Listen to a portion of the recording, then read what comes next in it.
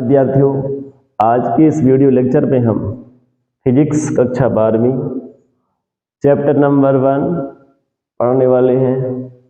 तो इस video lecture में हम आपको विद्युत ध्रुव के कारण निरक्षीय स्थिति में किसी बिंदु पर विद्युत क्षेत्र की तीव्रता कैसे निकालते हैं ये बताने वाले हैं। तो सबसे पहले आप इस डायग्राम को देखिए। इस डायग्राम में क्या चीज बनाई गई है सबसे पहले देखें। जैसे कि ये AB जो है एक विद्युत ध्रुव है और जिसकी लंबाई 2a है। इसको हम शब्दों में कैसे लिखेंगे? जैसे देखो, कुछ विद्यार्थियों का कहना है कि सर चित्र तो हमने सीख लिया, लेकिन उसका शब्दों में कैसे व्याख्या करें? तो भाई सिंपल सी फार्मूला है कि जैसे आपने चित्र बनाया है, जिसको जो माना है उसी को वहां पे लिख देना है, वही बातें वहां पे लिखना है। जैसे कि हमने यहाँ पे क्या किया है, AB एक विद्युत ध्रुव लिया है और जिसकी लंबाई 2a है। यहां से यहां तक की इसकी लंबाई क्या है, 2a है। और इसके मध्य बिंदु O से, इसका मध्य बिंदु क्या है, O है। इसके मध्य बिंदु O से स्मॉल r दूरी पर, आपको यहाँ पे दिख रहा होगा ये स्मॉल r लिखा हुआ है। इससे स्मॉल r दूरी पर एक बिंदु P है और वो कहाँ है, निरक्षीय स्थिति में है। निरक्षीय स्थिति का मतलब पृष्ठ के लंबवत है। तो यहाँ पे एक बिंदु P है और इसी बिंदु P पर हमें विद्युत क्षेत्र की तीव्रता ज्ञात करनी है। तो ये विद्युत क्षेत्र की तीव्रता वास्तव में एक द्विध्रुव के कारण होगा, इसलिए इसका हेडिंग क्या पड़ा है, विद्युत ध्रुव के कारण, क्योंकि इसी के कारण तो निकल रही है निरक्षीय स्थिति में, इसलिए एक बिंदु निरक्षीय स्थिति में लिया गया है और विद्युत क्षेत्र की तीव्रता निकालनी है। तो देखो, जब हम निरक्षीय स्थिति में विद्युत क्षेत्र की तीव्रता निकालते हैं तो उसके लिए इतने सारे पोजीशन बनते हैं। सबसे पहला क्या होता है कि विद्युत क्षेत्र की जो तीव्रता होती है मैन, उसका क्षेत्र ये होता है। और यहाँ पे इस आवेश के कारण यहाँ पे एक चीज आप यहाँ पे कर लीजिएगा, इसको आप माइनस मान लीजिए और इसको आप प्लस मान लीजिए। यानी इसलिए ऐसा करना है क्योंकि सबसे पहले हम प्लस क्यू आवेश के कारण निकालेंगे, तो प्लस क्यू आवेश के लिए हम E1 निकालेंगे। तो ये जो है इसका विद्युत क्षेत्र की दिशा जो है ये है, ठीक है, E1।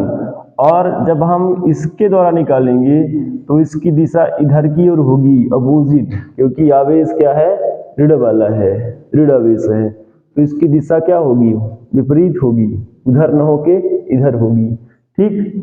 और जब हम कुल विद्युत क्षेत्र निकालेंगे तो फिर हम क्या करने वाले हैं ये हम आगे बताएंगे, क्योंकि इसके थोड़े डिटेल्स है तो आपको समझाना पड़ेगा। तो आगे बढ़ते जाएंगे तो आपको बताते जाएंगे। तो सबसे पहले हम चित्र के बारे में क्या लिखेंगे, माना कि AB एक विद्युत ध्रुव है जो माइनस Q तथा प्लस Q आवेशों से मिलकर बना है, जिसकी लंबाई 2a है और इसके मध्य बिंदु O से स्मॉल r दूरी पर एक बिंदु P जो कि निरक्षीय स्थिति में है और इसी बिंदु P पर हमें विद्युत क्षेत्र की तीव्रता ज्ञात करनी है। इस प्रकार से इसकी भाषा हो जाएगी, जो आप लिखते हैं इसको शब्दों में उसके बारे में बखान करते हैं। भाई जिस चीज को आपने जो माना है उसको आप लिखेंगे तब ना कोई जानेगा कि आप क्या लिखे हैं, कि इसको क्या माने हैं। इसलिए ये जो होती है लिखना जरूरी होता है, ठीक है। अब स्टार्ट करते हैं, कैलकुलेशन कहाँ से स्टार्ट होगा।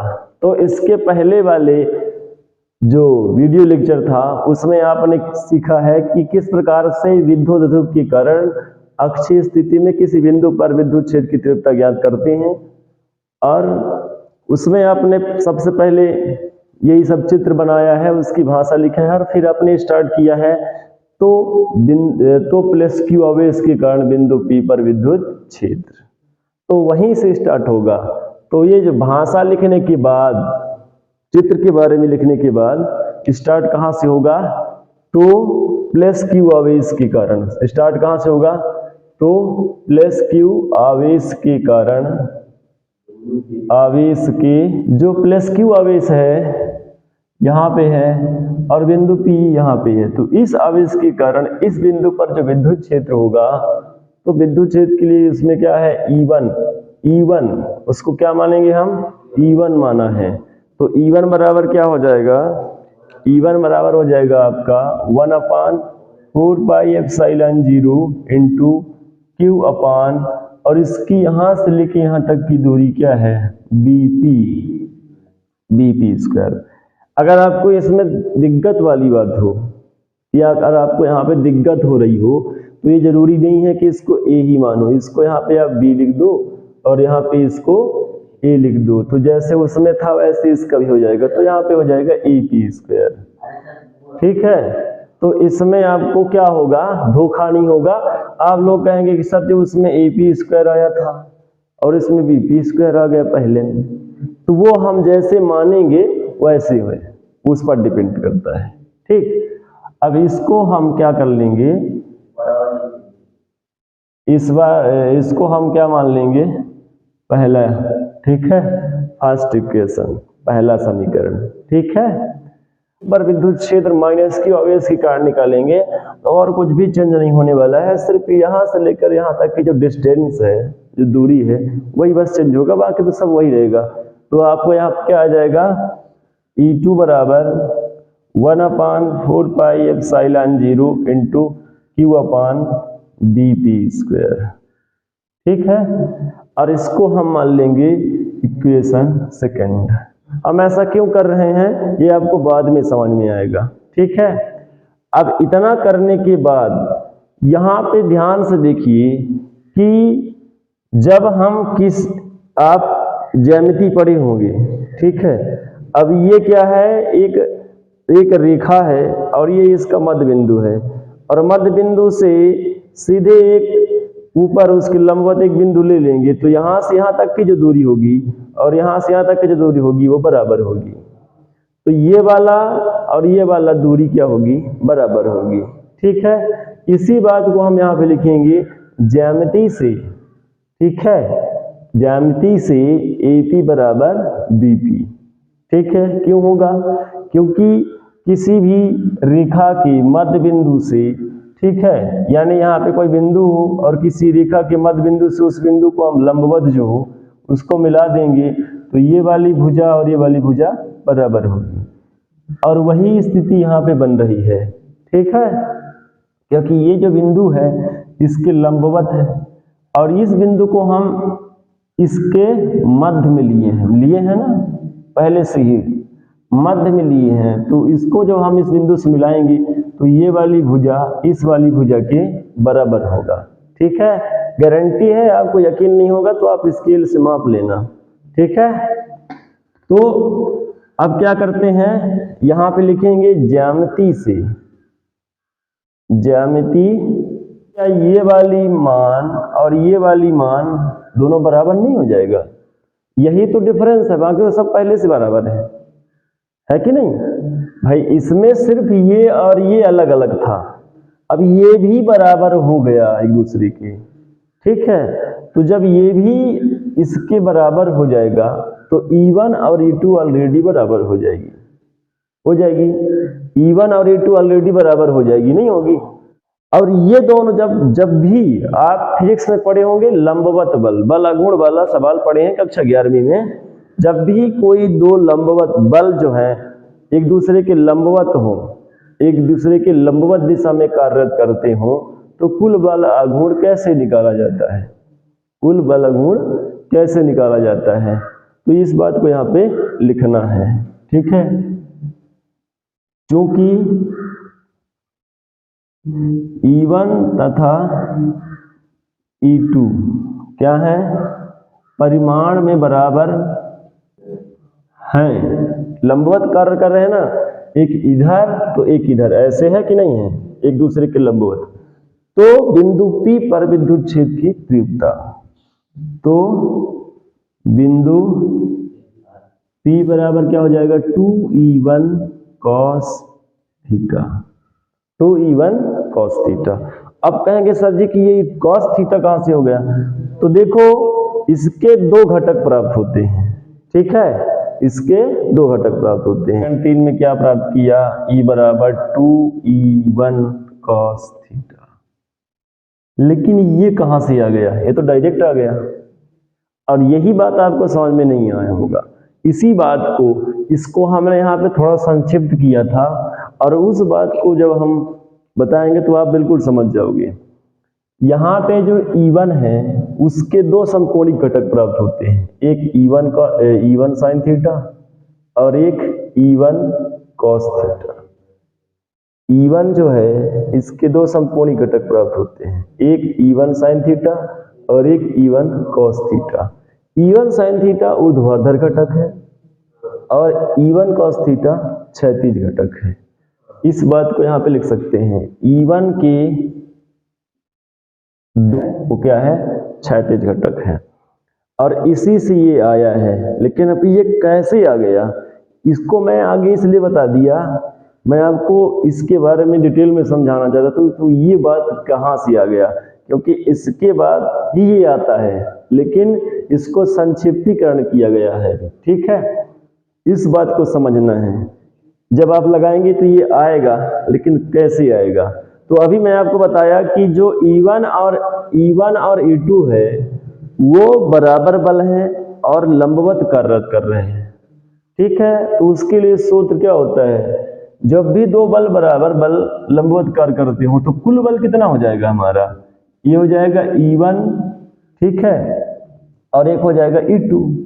लेकिन E1 और E2 के जो ऊर्ध्वाधर घटक हैं कौन कौन से, E2 साइन थीटा और E1 साइन थीटा, ये दोनों विपरीत दिशा में कार्य कर रहे हैं, है कि नहीं। एक ऊपर की ओर कार्य कर रहा है, एक नीचे की ओर कार्य कर रहा है, तो ये एक दूसरे को निरस्त कर देते हैं। क्या करते हैं, एक दूसरे को निरस्त कर देते हैं। लेकिन इसके जो क्षैतिज घटक है कौन सा, E1 cos थीटा और E2 cos थीटा आपस में जुड़ते हैं। तो हम सिर्फ क्या लेंगे, यहाँ पे क्या लेंगे, E1 cos थीटा और E2 cos थीटा। ठीक है, क्या लेंगे, सिर्फ जुड़ेगा कौन, E1 cos थीटा और E2 cos theta. E1 sine theta और E2 साइन थीटा विपरीत दिशा में कार्यरत है, एक इधर तो एक इधर, तो एक दूसरे को निरस्त कर देते हैं। ठीक है, लेकिन ये जो है E1 cos थीटा और E2 cos थीटा एक ही दिशा में कार्यरत है। ठीक है, तो एक दूसरे से जुड़ जाते हैं। ठीक, अब इस बात को मैं पहले ही बता चुका हूं कि E1 और E2 दोनों बराबर हैं, तो दोनों की जगह में E1 लिखा जा सकता है कि नहीं लिख सकते हैं भाई। जब दोनों बराबर है तो क्यों नहीं लिख सकते हैं, एक तो E2 लिखे, एक तो E1 लिखे। ठीक, फिर से देखिएगा, E1 और E1 दो बार है, ये दोनों दो बार हो गया, तो इसको जोड़ के क्या बना दिया गया है, 2E1 cos थीटा। और यही चीज मैंने यहाँ लिखा है, देख लो। ठीक है, समझ में आ गई बात, अब बात समझ में आ गया। अब यहाँ पे E1 का मान रख देना है आपको, तो E1 का मान क्या है, 1/4πε0 इंटू Q1/EP², क्या है, और इंटू cos थीटा लिख दीजिए। तो क्या ये व्यंजक हल हो गया, इसका सूत्र निकल गया, नहीं। अब यहां तक पहुंचने के बाद आपको AP का मान अभी निकालना है और cos थीटा का मान निकालना है। अब ये मान कहां से निकलेगा, इसको भी समझ लीजिए। तो इसके लिए हम एक समकोण त्रिभुज लेंगे जो कि इसमें है, कौन सा, ये वाला। ठीक है, ये समकोण त्रिभुज इधर भी है, लेकिन हम कौन सा लेंगे, ये वाला। ठीक है, इस समकोण त्रिभुज लेंगे, इसमें क्यों लेंगे, क्योंकि AP तो इसमें है ना। ठीक है, AP कहाँ है, किसमें है, इसमें है, तो कौन सा वाला लेंगे, ये वाला। ठीक, अब हम लेंगे अब समकोण त्रिभुज AOP में, इसमें हम पाइथागोरस प्रमेय लगाएंगे, क्योंकि AP क्या है, कर्ण है। AP क्या है, कर्ण है। अब यहाँ पे हम हिंदी में कुछ नहीं लिखने वाले हैं, डायरेक्ट हम लिख देंगे, समझ जाना। AP कर्ण है, और इसके बाद लिख देते हैं OA क्या है, OA क्या है, आधार। ठीक है, या कि पहले इसको लिख लो, OP को लिख लो, कर्ण का वर्ग बराबर लंब का वर्ग धन आधार का वर्ग। ठीक, और AP तो हमको पता ही नहीं है, इसलिए तो निकाल रहे हैं, लेकिन OP तो पता है ना, O से लेके P तक की दूरी कितनी है, स्मॉल आर, तो उसका वर्ग कर दीजिए। ठीक, और ओ ए की दूरी कितना है, ए, यहाँ से यहाँ तक की कितनी लंबाई है, ए। ठीक है, तो यहाँ पे क्या हो जाएगी, ए का स्क्वायर। ठीक, यदि मैं कह दूं कि मुझे सिर्फ ए पी चाहिए तो इसमें रूट लग जाएगा। किसमें रूट लग जाएगा, इसमें रूट लग जाएगा। तो एक वैल्यू ये भी अभी हम काम में आएगा, यहाँ रखा जाएगा, और एक वैल्यू ये भी हमको लगेगा। अभी देखिएगा, तो क्या चाहिए इसमें, कॉस थीटा चाहिए। तो कॉस थीटा बराबर, इसी त्रिभुज में देखिएगा, आधार बटे कर्ण। तो आधार क्या है, ओ ए, और कर्ण क्या है, ए पी, इसीलिए ए पी को निकाल लें वहां पे। ठीक है, तो कॉस थीटा बराबर क्या मिल जाएगा, ओ ए का मान ए है और ए पी का मान क्या है, root R square plus A square. ठीक है, तो ये हो जाएगा कॉस थीटा की वैल्यू और ये हो जाएगा ए पी स्क्वायर की वैल्यू। दोनों की वैल्यू निकल गई है। अब करना क्या है, ये वाले समीकरण में, इसको तो आप चाहो तो समीकरण चौथा नाम दे सकते हो। समीकरण चौथा में इनका मान रख देना है, ए पी स्क्वायर का ये वाला मान और कॉस थीटा का ये वाला मान। ठीक है, यहाँ पे पाइथागोरस प्रमेय लगा है बेटा, और पाइथागोरस प्रमेय जब पता होगा तब ना। पाइथागोरस प्रमेय क्या होता है, कर्ण का वर्ग बराबर लंब का वर्ग धन आधार का वर्ग। ये कर्ण है एपी और ये ओपी क्या है, लंब है, और ओ ए क्या है, आधार है, और इनकी मान रख दिया गया है। ओ से लेके पी तक का मान क्या है, आर, यहाँ पे लिखे थे आर, तो आर का स्क्वायर, और यहाँ पे ए है। ए मतलब क्यों है, क्योंकि यहाँ से यहाँ तक की टोटल लंबाई 2a है, तो यहाँ से यहाँ तक का ए होगा। ठीक है, तो यहाँ पे मैं लिखा भी तो हूँ ए, यहाँ से यहाँ तक का मान ए लिखा तो है यहाँ पे। ठीक है, तो ये ए स्क्वायर हो जाएगा, इधर से वर्ग घटेगा तो इधर को रूट लग जाएगा। ठीक है, इसके बाद cos थीटा निकाल लेंगे। तो cos थीटा का सूत्र क्या होता है आपका, आधार बटे कर्ण। आधार ये है, कर्ण ये है। आधार का मान ए और कर्ण का मान root R square plus A square. ठीक, क्या था, ई बराबर 1/4 पाई एप्सिलॉन 0। यहाँ अच्छा, यहाँ पे 2 था ना, 2 इंटू 1/4 पाई एप्सिलॉन 0 इंटू, और यहाँ पे क्यू बटा क्या था, ए पी स्क्वायर। और ए पी स्क्वायर की वैल्यू हम निकाल चुके हैं। ए पी स्क्वायर की वैल्यू क्या निकालने हैं, ए स्क्वायर प्लस आर स्क्वायर। ठीक है, रूट नहीं लगा है भाई, ए पी स्क्वायर है ना यहाँ पे, इस ए पी स्क्वायर है। और cos थीटा यहाँ पे था, और cos थीटा की वैल्यू हम क्या निकाले हैं, ए अपान रूट में आर स्क्वायर और ए स्क्वायर प्लस ए स्क्वायर। ठीक है, इतना समझ में आया यहाँ तक। यहाँ पे क्या था, क्यू बटा ए पी स्क्वायर, और ए पी स्क्वायर की वैल्यू हमने ये निकाला है। ठीक है, और यहाँ पे था cos थीटा, और cos थीटा की वैल्यू यहाँ पे ये निकाला है, और इन्हीं वैल्यू को यहाँ पे पुट कर दिया है। ठीक है, और जब इन वैल्यूओं को हमने यहाँ पे पुट कर दिया तो थोड़ा इसको और देखिएगा, थोड़ा सा और बचा है। ठीक, इसको हम क्या लिख सकते हैं, इसकी घात 1 लिख सकते हैं। न लिखेंगे तो भी सही है, लेकिन ये सिंगल ही है ना, इसका होल क्या है, घात क्या है, होल पावर 1 है। ठीक है, और ऐसा क्यों कर रहे हैं अभी आपको समझ में आ जाएगा। और इसमें रूट लगा है, मतलब इसकी घात कितना है, आधा। इसकी घात कितनी है, आधा। ठीक है, इसमें रूट सूट नहीं लगा है, ये पूरा का पूरा है, इसकी घात 1 है। इसमें रूट लगा है, इसकी घात आधा है। ठीक है, 1/2 है। अब इनका करना है हमको मल्टीप्लाई। क्या करना है, मल्टीप्लाई। तो मल्टीप्लाई करेंगे, ध्यान से देखिएगा।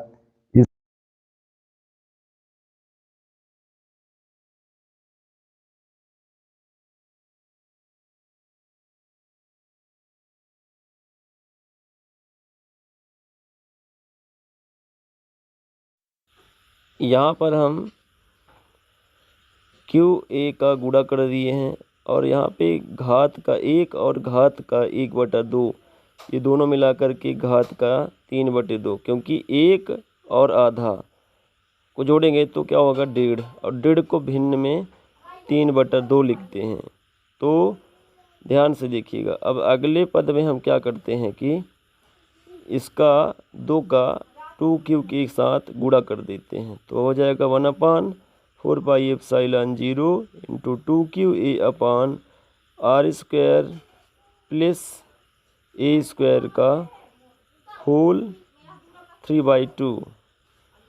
इसके बाद आपको क्या करना है, तो जिस प्रकार हम अक्षय स्थिति में यदि a लेस देन r हो तो लिखा था, उसी प्रकार से यदि a क्या हो r की तुलना में बहुत ही कम हो तो हम a को नगण्य मान लेंगे, अर्थात a का पद ही समाप्त हो जाएगा और हमको क्या प्राप्त होगा, यहाँ पे देखिएगा r² का होल 3/2।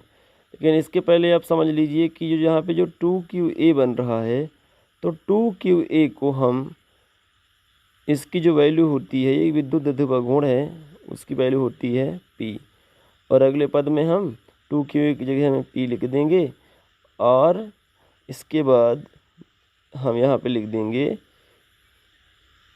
E बराबर 1/4πε0 इंटू p/r² का होल 3/2। और देखो यहाँ पे जो 2 है, घात पर घात यानी गुणा होता है, तो 2 इधर इसमें घात में और इधर की घात में 3/2, तो 2 से 2 कैंसिल हो जाएगी, 2 से 2 कैंसिल, और 2 से 2 जब कैंसिल हो जाएगी तो बचेगी 1/4πε0 इंटू p/r³। और यही आपका निरक्षीय स्थिति का विद्युत क्षेत्र है। उम्मीद करता हूँ तो ये वीडियो लेक्चर आपको ज़रूर पसंद आया होगा। आप एक चीज़ यहाँ पे नोटिस किए होंगे कि अक्षीय स्थिति में यहाँ पे 2p आता है, लेकिन निरक्षीय स्थिति में यहाँ पे सिर्फ p आता है, क्योंकि अक्षीय स्थिति में किसी बिंदु पर विद्युत क्षेत्र निरक्षीय स्थिति में किसी बिंदु पर विद्युत क्षेत्र का दुगना होता है। सो गाइस, आज की वीडियो में बस इतना ही, मिलते हैं नेक्स्ट वीडियो लेक्चर में। तब तक के लिए नमस्कार, बाय बाय, टेक केयर, अपना ख्याल रखिएगा। बहुत बहुत धन्यवाद। इस वीडियो को अधिक से अधिक विद्यार्थियों तक शेयर करें और हमारे चैनल को नए हो तो सब्सक्राइब जरूर कर लीजिएगा। धन्यवाद।